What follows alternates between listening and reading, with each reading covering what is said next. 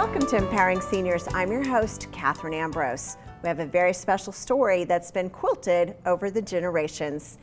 Meet Susan Osborne. Susan is an empowered senior herself that's very active in our local community. Susan, thank you so much for being on the program. Thank you for having me. So I thought we were going to get together to talk about this special story that we're quilting up today, but then I'm finding out about you and everything that you've done throughout your life here in our community. And so you've been a university professor. Which schools? All the schools, Wichita State, Newman, and Friends. And what did you teach? I taught business administration subjects, particularly marketing, advertising, communication, policy. And what do you do today to keep busy? Oh gosh, well, I think I'm busier than ever. I'm on the board of Starkey.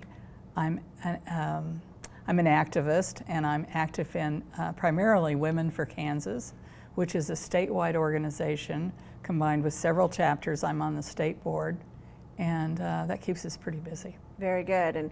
And Medicaid, you have taken on Medicaid issues. expansion. Medicaid expansion. Yes. And so fighting for Kansas for Medicaid expansion. Yes. Can you tell us a little bit about that? Well, I can. Kansas is one of only 10 states that have not expanded Medicaid. And what that simply means is that working Kansans who don't make very much money and fall between the cracks, who can't get traditional Medicaid because they do some work and they can't afford to buy health care in the marketplace, they are left with no insurance. There's 150,000 Kansans. They're veterans, they're the people that serve us, wait on us, maybe do our makeup, maybe work at restaurants. And we're fighting to change that. That's one of the issues that has been big for Women for Kansas this year. And you're involved with the history of Wichita. Tell us about Yes. that. I also work at, or I don't work, I volunteer at the Historical Museum in town. Wonderful building, wonderful place. If you haven't visited the Historical Museum downtown, you simply must. It's one of the best in our community. What drew you to work, to volunteer there, and what has kind of touched you about the history? Well, as someone, when you retire, when us seniors retire, it's like, what are we going to do with our lives? We've been busy, we've been active, and it was a case of other friends calling me and saying, you know, the museum is a centerpiece of our community. Come and help us, come and be involved. Wonderful group of women, and so I do. What is the best season of the year to go visit the Historical Museum, do you think? Well, the Historical Museum is a Proudfoot and Bird building that's gorgeous. It used to be our courthouse. But at Christmas, we do things up right. We decorate the whole museum. We have a wonderful gifts and all sorts of things for Christmas. It's one of the places to come at Christmas to buy decorations and to do your Christmas shopping and maybe get some food at the same time. I think that's a good segue into why we're here, because we're here to talk about the history of your family. So you just went through a downsizing process. We did 2 years ago. Okay. 2 years ago, yes. We moved from a much larger home to a patio home. And how do you enjoy living in your patio home now? I love it. Absolutely love it. Highly recommend it. Wonderful, all on one level. It's great. So you've prepared for successful aging because Yes. you're all in one level and you have all your mature life tasks done in terms of going through the majority of your personal property. The majority. We're still working on it, but Okay. we're almost there now. And while going through that process, you found something very special. We did.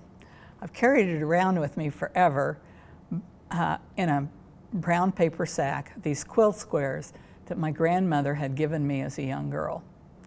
She made them in the 1930s. Wow. They were just pieces, quilt squares, raggedy around the edges, of clothing for my mother and her sisters during the 30s, which was a very hard time for my family then.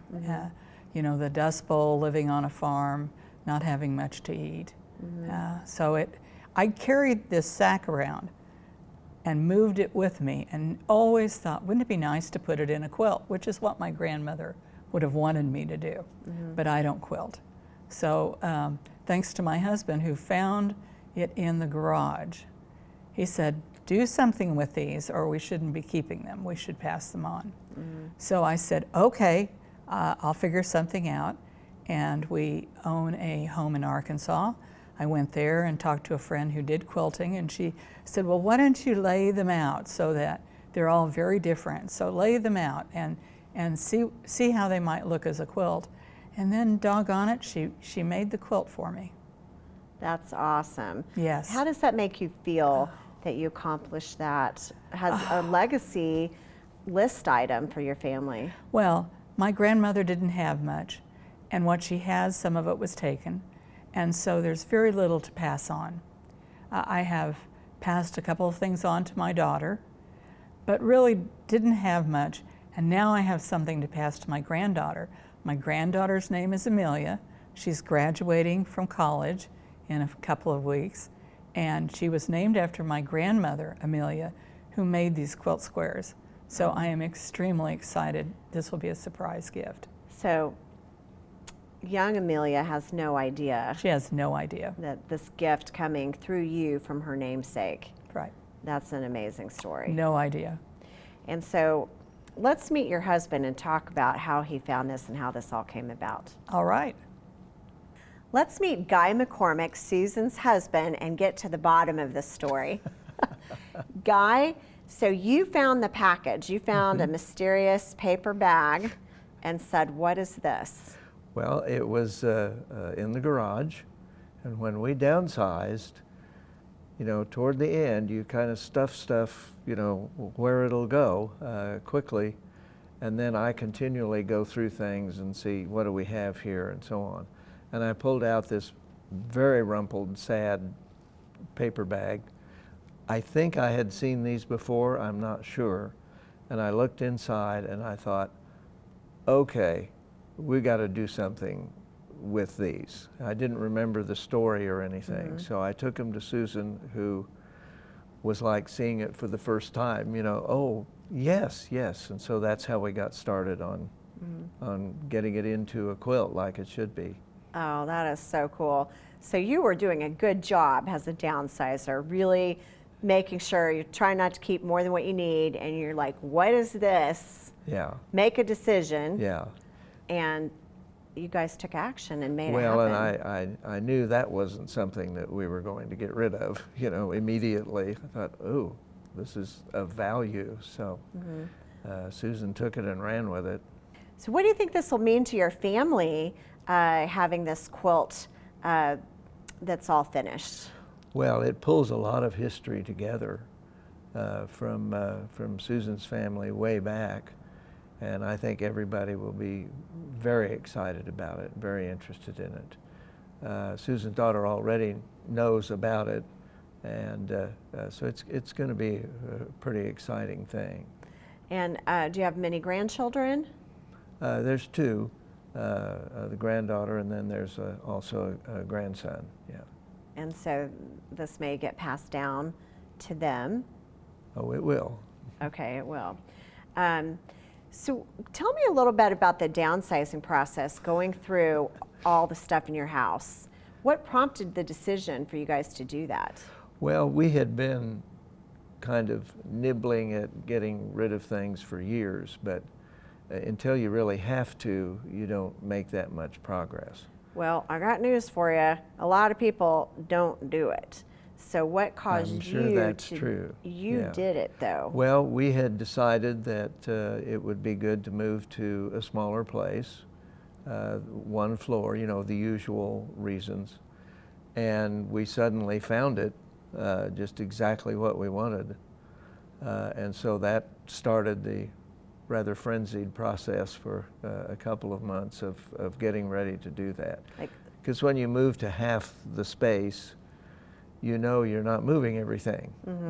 And so we had to judge, and Susan was very good at this, judging what furniture would fit and all of that. So We got it down to what would almost fit by the time we moved, and we're still chipping away at things. So how does that make you feel, knowing that you got all of that done, and that as you get older, you don't have to face a big downsize move because Right. you've already gone through, and you're not leaving all that for kids to do later? Well, and they're happy about that too. But it feels really good because it was intense. It was fun because we knew this was exactly the right thing to do, and it went pretty fast. Mm-hmm. Sold things, donated things. And then so you took care of getting something done that was just sitting in a paper bag for a very Yeah, long time, and yeah. so you got that goal accomplished. Yeah, that was especially fun. Yeah, and a goal that goes way back to the 1930s. Mm-hmm. Absolutely amazing. Yeah. While you're going through everything in your whole house, everything's attached, an idea, dream, memory, something. What made you realize that what was in the sack was potentially precious and had potential? Yeah. Well, I'm sure that, there was no question about moving it. I mean, it would have been part of many other things. And then when I found it somewhat later, I happen to like quilts too, so I thought, these are really exceptional. What can we do with it? Where are they from? That kind of thing. Mm-hmm. And so it was an obvious thing that this needed to be dealt with. Mm-hmm. Very cool. So not only did you take care of your own mature life tasks, but you took care of some back from grandma's. So Right. completed that. That's a wonderful story. Thank you so much for being on the show, Guy. Thank you. And now we're back with Susan. Susan, that was delightful to hear your husband's side of the story and what he's doing to stay active as well. So this is a really special gift. Let's take a look at it. Okay.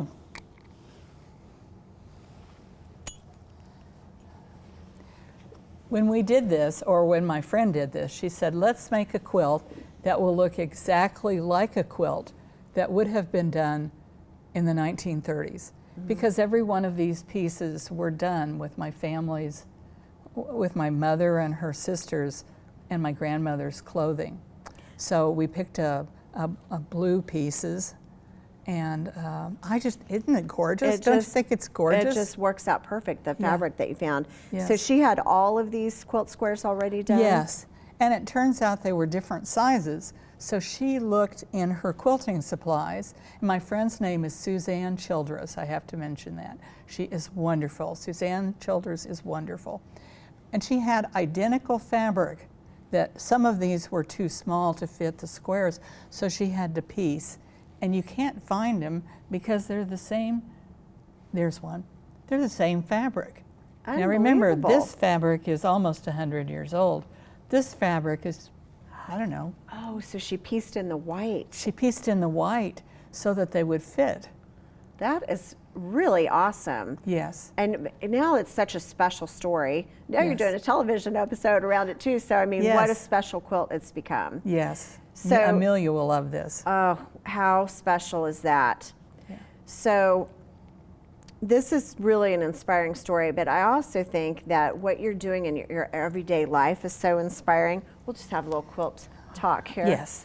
Thank you. What you're doing in your everyday life and what you've done throughout your whole life. And I'm thinking this is a tremendous legacy, but also really your life and your love for your granddaughter is the true legacy that you've got going. And how does it make you feel to be active, kind of directing the future of Kansas and to be helping people in so many different ways in our community?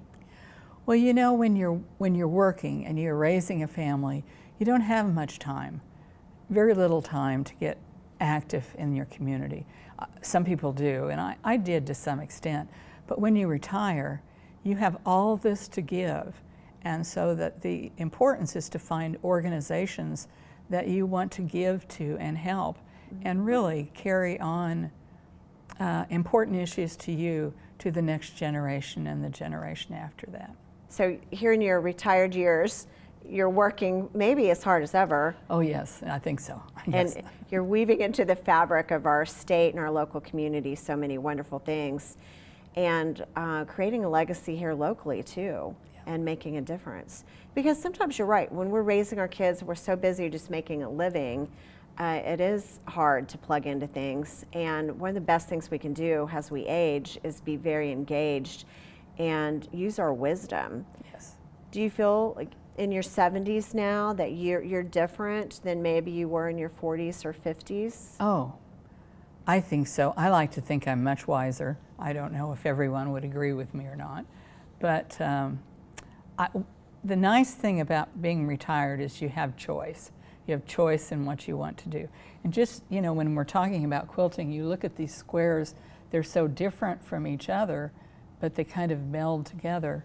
I use the skills that I gained during my time as a college professor or an administrator or what have you. And I thought, could I apply them to organizations? And like Starkey, I'm on their board, and I feel that I contribute to their board. With Women for Kansas, we're a very active group. We have chapters over the state. We have to do marketing, we have to do planning, we have to do organization. We have to pick subjects that we care a lot about and then talk about them, and it's great to be a part of that. Yeah. And it's such a great example too for everyone that you're working with, that you can continue to work throughout your entire life. Yes. And really make a difference. And what I love about creating legacy is that people will remember us long after we're gone. Yes. Because true legacy, unless it's something tangible and amazing like this, true legacy is what you leave in people's hearts.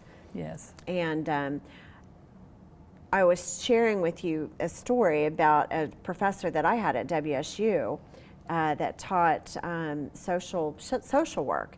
And I was a very young college student. She had a big impact on me, and I've looked a few times to try to figure out if I could find out what happened to her. And you know, you make such a lasting impact on people sometimes and might not ever know it. And so some of the best legacies that you're leaving in your daily volunteer work, you might not even know it. You may not know it. Just as your regular work, I mean, I still have students that stay in touch with me or who call me. It's wonderful. And I am finding that the women, like in Women for Kansas, most of whom are retired, so if you're retired and you care about issues, check out womenforkansas.org. But they continue to give, and they're very proud of it. They say, well, I want to leave the world a little better. I want to make things better for my daughter and my granddaughter. And we all have that desire. We don't just, most of us don't just decide when we retire we're just going to relax. Maybe we do for a while, but most of us decide on something that we care about. Because having a purpose, do you feel like that helps impact how well you're aging? Oh, I do. I really do. I feel in my work world, I always wanted to be on top of things. You know, always know what's going on and not feel left behind. And so by staying active in these organizations, I don't have that feeling. You know? Yeah, that you're not being left behind. Ask me about computer, or ask me about this, or spreadsheets. I still know. I look at spreadsheets. I mean, I actually do a lot with them. And so it's kind of exciting. For Women for Kansas, we made a real significant change in the, or contributed significantly to the August 22 election. We felt that the amendment that was offered at that time was not a good amendment, regardless of where you were on the issue. Most people will know what I'm talking about. That it wasn't written appropriately, and we decided to fight it. And we had these huge yellow billboards all over the state of Kansas with Rosie the Riveter saying, you know, vote no, and we made a difference. And all of the women that are part of Women for Kansas are still saying that. We made a difference. That's empowerment right there. Yeah. When you feel like you have really done something. And most of us are retired.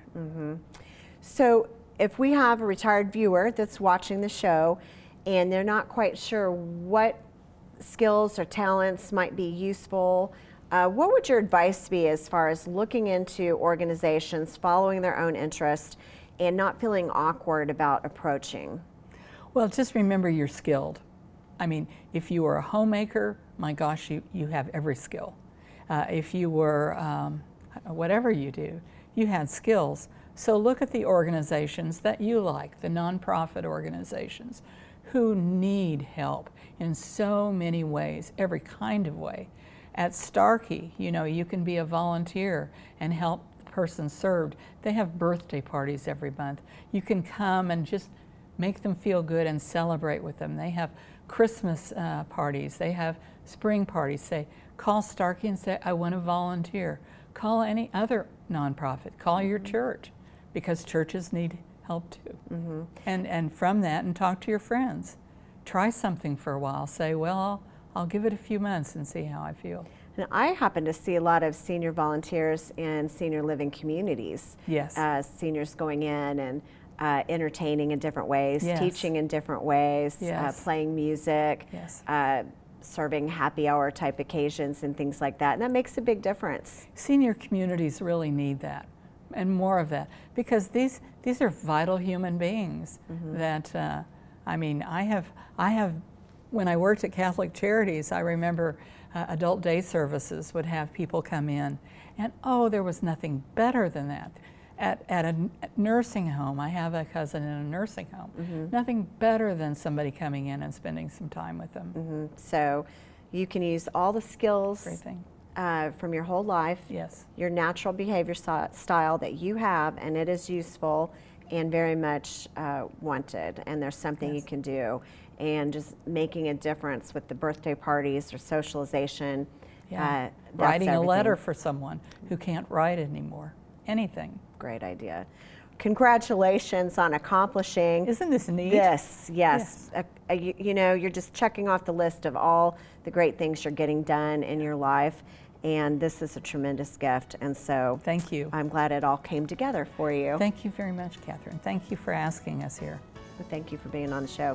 And thank you for watching. If you have questions about any of the topics that we cover or suggestion for our show, I hope you'll reach out to us at 316-686-4500 or email us at empoweringseniors@kpts.org. I'm Katherine Ambrose, and I'll see you on the next Empowering Seniors.